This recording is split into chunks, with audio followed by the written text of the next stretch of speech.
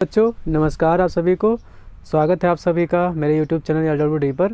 तो चलिए बच्चों, आज पढ़ना शुरू करते हैं वास्तविक संख्या के दूसरे टॉपिक यानी अपरिमेय संख्या के बारे में। इससे पहले हमने पढ़ा था परिमेय संख्या के बारे में। तो चलिए आज पढ़ना शुरू करते हैं अपरिमेय संख्या को। अपरिमेय संख्या को सिद्ध कैसे करेंगे उसको हम स्टेप बाय देख लेते हैं। पहले तो देखिए बच्चों, अगर हम सवाल लेते हैं कि अगर कोई x अपरिमेय संख्या है तो उसे सिद्ध करना है, तो कैसे सिद्ध करेंगे। तो पहले स्टेप में जो होगा हमारा वो हमने क्या मानेंगे, हमने माना कि x क्या है, एक परिमेय संख्या है और x क्या एक परिमेय संख्या है जो p/q के रूप में हम इसे लेंगे, और जो p और q क्या होगा वो एक इंटीजर होगा। क्या होगा, पूर्णांक संख्या होगी, धनात्मक पूर्णांक संख्या लेंगे। और p और q क्या होंगे, सअभाज्य होंगे, यानी जिनका उभयनिष्ठ गुणनखंड केवल एक होगा, इसके अलावा कुछ नहीं होगा। सेकंड स्टेप में चरण नंबर 2 में हम क्या करेंगे, बीजगणन विधि से जो रूट वाला पद है उसको हम क्या करेंगे, बाएं पक्ष में ले जाएंगे, बाकी सभी पदों को हम ले जाएंगे दाएं पक्ष में। फिर इन दोनों पक्षों को ले जाने के बाद में फिर दोनों पक्षों का हम क्या कर देंगे, वर्ग कर देंगे। चरण नंबर 3 में क्या करेंगे, एक यानी अगर इस चरण नंबर 3 ये है कि यदि p जो होगा अगर a स्क्वायर को विभाजित करता है, p क्या a स्क्वायर को विभाजित करता है तो p a को भी विभाजित करेगा। इस थ्योरम का हम उपयोग करेंगे। उसके बाद में स्टेप नंबर 4 में क्या करेंगे कि जो p व q में एक से अलग कोई दूसरा उभयनिष्ठ गुणनखंड हम प्राप्त करेंगे जो हमारी मान्यता के विपरीत हो, और इसी तरह से कुछ विशेष स्थितियों में समानता की विरोधाभासी स्थिति उत्पन्न हो जाएगी, जिसमें एक और परिमेय संख्या होगी और दूसरी ओर अपरिमेय संख्या होगी।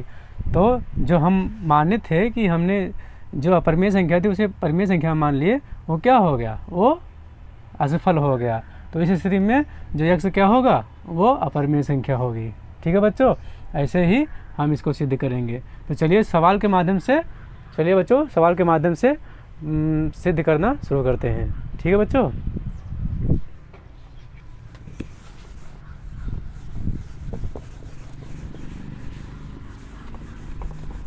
और हाँ बच्चों, जो भी नए बच्चे हो कृपया चैनल को सब्सक्राइब जरूर कर लीजिएगा। तो चलिए बच्चों, ये क्वेश्चन है हमारा कि सिद्ध कीजिए कि √3 एक अपरिमेय संख्या है। इसको हल करते हैं या सिद्ध करते हैं। देखिए कैसे सिद्ध करेंगे। तो सबसे पहले हम √3 को क्या मान लेंगे, माना √3 एक परिमेय संख्या है, एक परिमेय संख्या हम इसे मान लेंगे। तो √3 को कैसे लिखेंगे, √3 बराबर हो जाएगा p/q। p व q कैसी संख्या होंगी, सहअभाज्य संख्या है, अर्थात जिनका उभयनिष्ठ गुणनखंड केवल एक है, सहअभाज्य संख्या है। अब देखिए इसके बाद हमें क्या करना रहता था स्टेप नंबर 2 में कि हम जो भी रूट वाली संख्या उसे बाएं पक्ष में लिखेंगे और रूट के अलावा जो परिमेय संख्या उसे हम दाएं पक्ष में लिखेंगे। अब क्या करेंगे, अब दोनों पक्षों का वर्ग करेंगे। दोनों पक्षों का वर्ग करने पर, दोनों पक्षों का वर्ग करने पर जब वर्ग करेंगे तो इधर क्या हो जाएगा, √3 का स्क्वायर बराबर p/q का होल स्क्वायर। √3 का स्क्वायर हो जाएगा 3 और p स्क्वायर q स्क्वायर हो जाएगा। क्रॉस मल्टीप्लिकेशन से क्या करेंगे कि जो p स्क्वायर बराबर हो जाएगा 3q स्क्वायर। इसे हम मान लेंगे समीकरण नंबर 1। इस वाले समीकरण से हमें ये पता चलता है कि जो 3 है अर्थात 3 p स्क्वायर को विभाजित करेगा, विभाजित करता है, 3 p स्क्वायर को विभाजित करता है। तो 3 p को भी विभाजित करेगा, को भी विभाजित करेगा। इस वाली चीज़ को हम क्या मान लेंगे, इस वाले को समीकरण नंबर ए मान लेंगे, कथन नंबर 1 या समीकरण नंबर 1 मान लेंगे। अब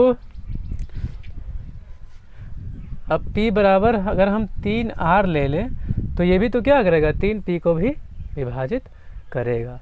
अब देखिए दोनों पक्षों का वर्ग करने पर, इसका दोनों पक्षों का वर्ग करने पर, बहुत आराम से सीखने की कोशिश करेंगे बच्चों, ठीक है, कोई जल्दबाजी नहीं है, आराम से सीखिए।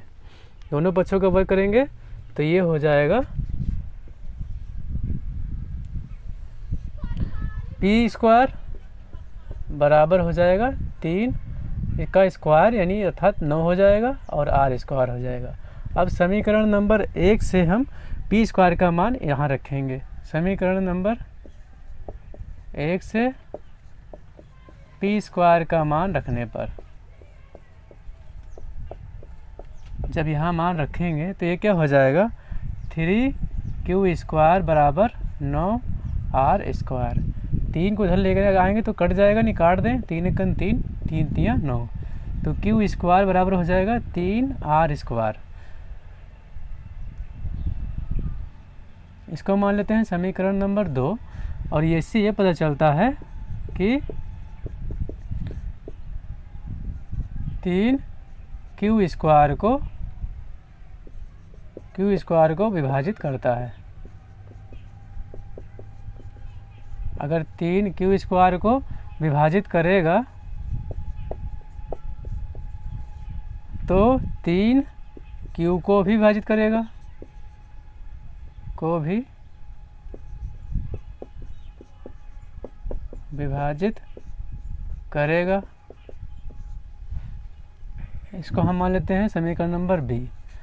अब देखिए समीकरण 1 से हमें ये पता चला कि 3 क्या करता है, p को विभाजित करता है, और समीकरण नंबर 20 से हमें ये पता चला कि 3 q को विभाजित करता है।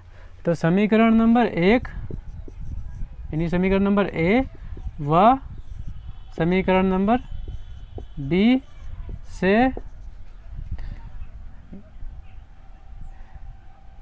यह निष्कर्ष निकलता है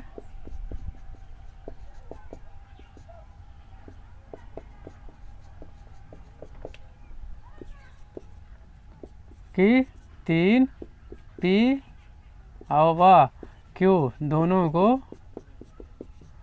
विभाजित करेगा, दोनों को विभाजित करेगा,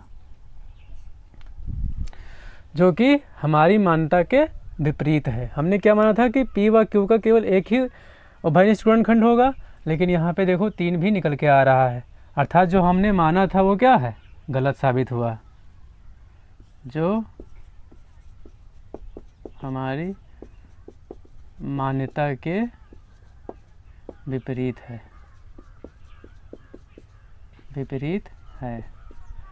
अर्थात अतः √3 एक अपरिमेय संख्या है, अपरिमेय संख्या है। प्रूव्ड बच्चों। अब चलिए इससे संबंधित कुछ एक्सरसाइज देते हैं आपको। जैसे हमने इसको सिद्ध किया है वैसे आप लोग इनका भी सिद्ध कीजिए। √2 को, √5 को, √7 को सिद्ध कीजिए कि यह एक अपरिमेय संख्या है।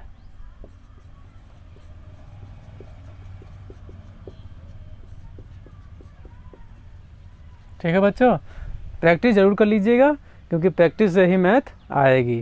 ठीक है बच्चों, तो चलिए अब नेक्स्ट टाइप का सवाल हम लेकर उसे सिद्ध करते हैं।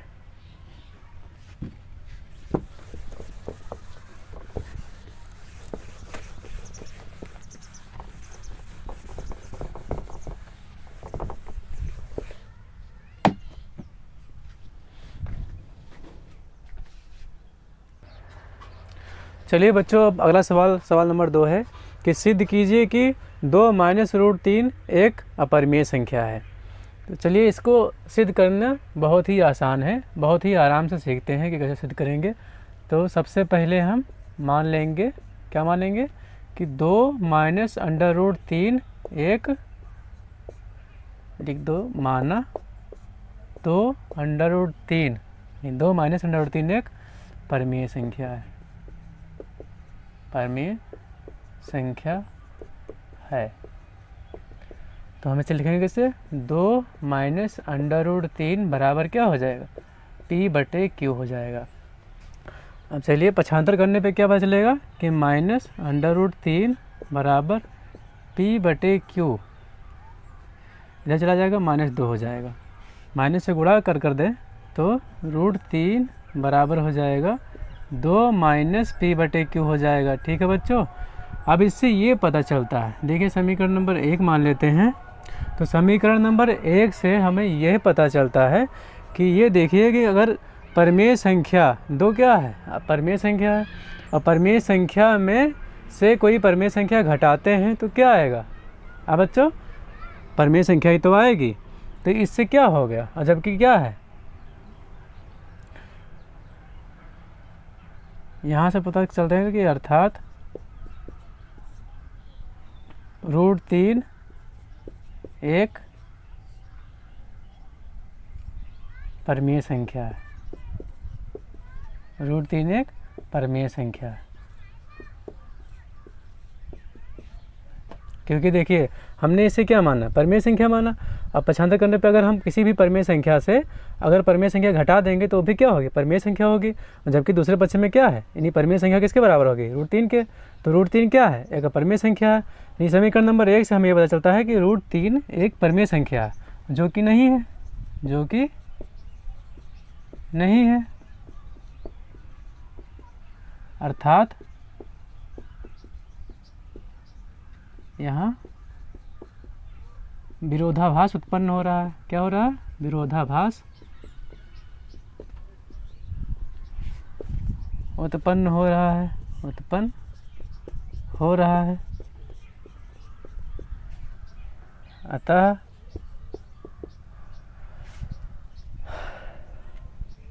दो माइनस √3 एक अपरिमेय संख्या है, अपरिमेय संख्या है। प्रूफ्ड। ठीक है बच्चों, कितना आसान था। ऐसे ही हम सिद्ध कर लेंगे। अगर किसी परिमेय संख्या प्लस में, यानी परिमेय संख्या प्लस में अपरिमेय संख्या हो तो उसको भी ऐसे ही सिद्ध कर लेंगे। ठीक है बच्चों, हम चलिए अगले सवाल को सिद्ध करते हैं।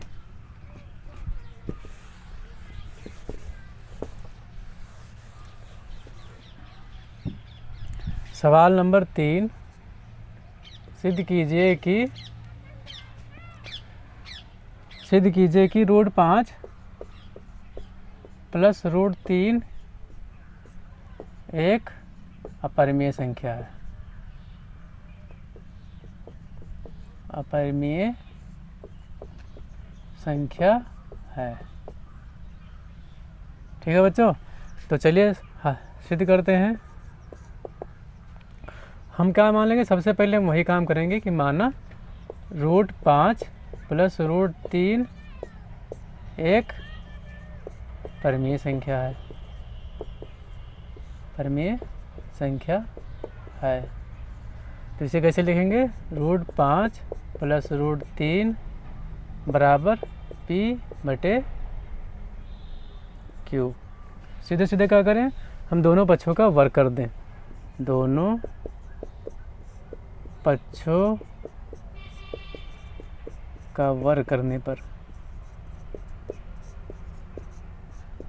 वर्ग करने पे क्या होगा, √5 प्लस √3 का होल स्क्वायर बराबर P²/Q²। ठीक है बच्चों, इसका स्क्वायर करेंगे तो क्या यूज करेंगे, इस फार्मूला का यूज करेंगे कि A प्लस B का होल स्क्वायर एक शब्द समीका होती है जिसका मान होता है A² plus B² plus 2AB। इसी का उपयोग करके हम इसका स्क्वायर कर देंगे।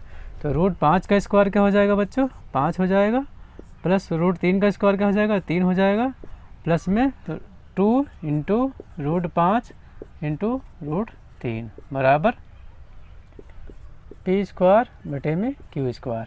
अब इसको सॉल्व करेंगे तो 5 3 क्या हो जाएगा, 8।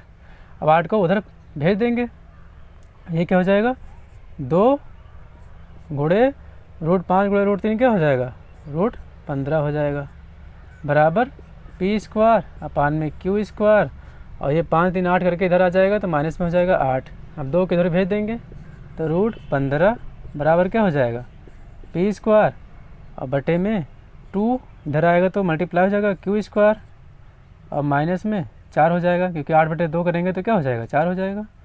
समीकरण नंबर 1। अब देखिए बच्चों, किसी भी परिमेय संख्या में जोड़ने पर घटाने पर हमेशा क्या होता है, वो संख्या परिमेय संख्या ही बन जाती है। ठीक है बच्चों, तो यहाँ से क्या हो रहा है कि अर्थात रूट 15 एक परिमेय संख्या है, एक परिमेय संख्या है,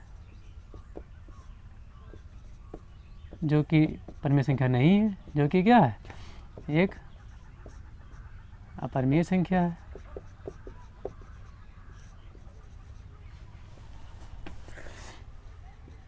अर्थात यहाँ पे क्या हो रहा है, विरोधाभास उत्पन्न हो रहा है, विरोधाभास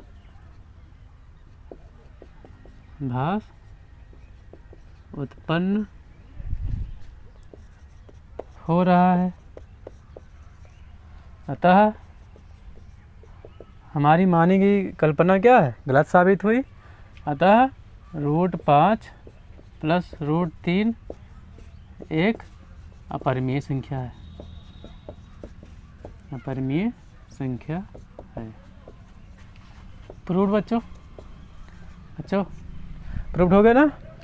तो अब चलिए फिर अगले टाइप का सवाल, ऐसे ही इस टाइप का कोई सवाल आएगा तो ऐसे ही सॉल्व कर दीजिएगा।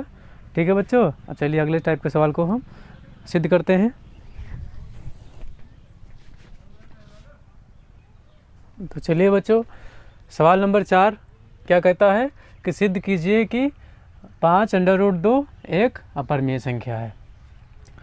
तो इसको हल करेंगे तो सबसे पहले हम क्या मान लेंगे, वही पुरानी कल्पना, मानना 5√2 एक परिमेय संख्या है,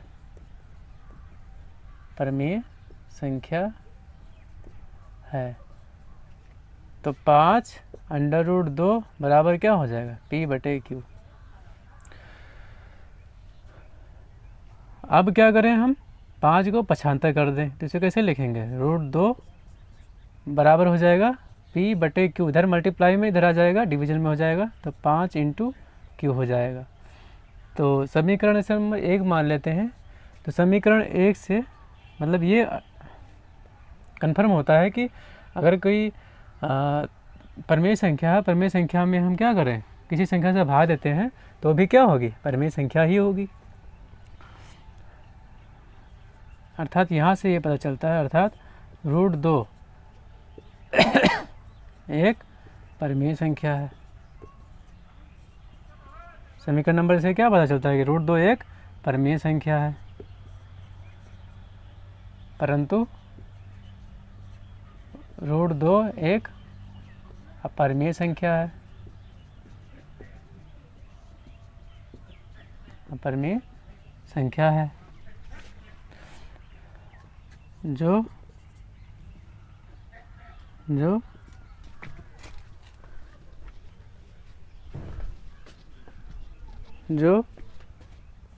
हमारी परिकल्पना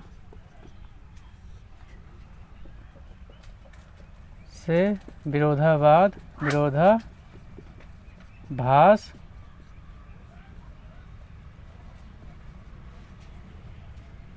उत्पन्न हो रहा है। ठीक है बच्चों, इसलिए 5√2 एक अपरिमेय संख्या है। क्या है, अपरिमेय संख्या है। प्रूव्ड। ठीक है बच्चों, तो ये हमारा ऐसे ही अगर डिवीजन में होगा तो उसे मल्टीप्लाई करके और सिद्ध कर देंगे। ठीक है बच्चों, तो ये हमारा पहला चैप्टर यानी वास्तविक संख्या पूरी तरह से कंप्लीट हो गई है। और बच्चों ज़्यादा से ज़्यादा प्रैक्टिस कीजिएगा, ठीक है, ताकि आपकी बोर्ड परीक्षा अच्छे से हो पाए, उसमें आप अच्छा स्कोर कर पाएँ। तो ठीक है बच्चों, क्लास को अंत करते हैं। और जो भी बच्चे नए हों कृपया चैनल को सब्सक्राइब जरूर कर लीजिएगा, क्योंकि आने वाले वीडियोस में मैं आपको पूरी मैथ करवाने वाला हूं, ऐसे ही स्टेप बाय स्टेप। ठीक है बच्चों, तो keep watching. Thank you so much.